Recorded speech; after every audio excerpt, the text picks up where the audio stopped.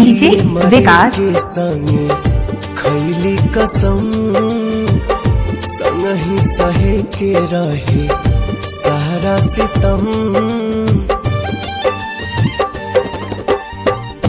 जिए मरे के संगे खैले कसम संग ही सहे के रहे सारा सितम। उहे जान भैली अनजान कहे पूछ के बतावा तनी चान। डीजे विकास दूर कहे भैली हमर जान।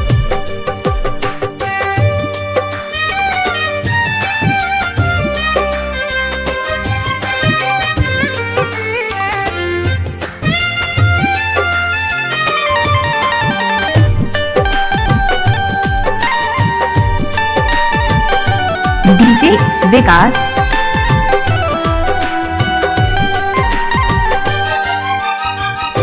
अखियों से नींद जब राहे लागे दूर हो कुछ ता जरूर होला नैन के कसूर हो। काहे के प्रीतिया बनौले भगवान हो प्रेमी सतावल जाला बाटे परमान हो।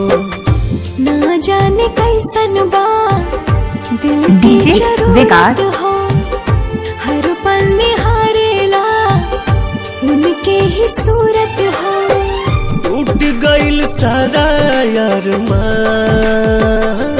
काहे पूछ के बतावा तनी चान। डीजे विकास चान दूर काहे भैली हमर जान।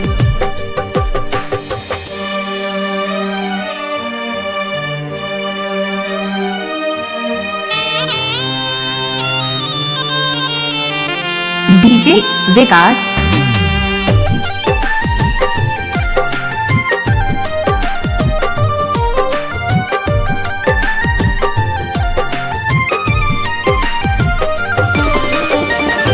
दिल की जरूरत डीजे विकास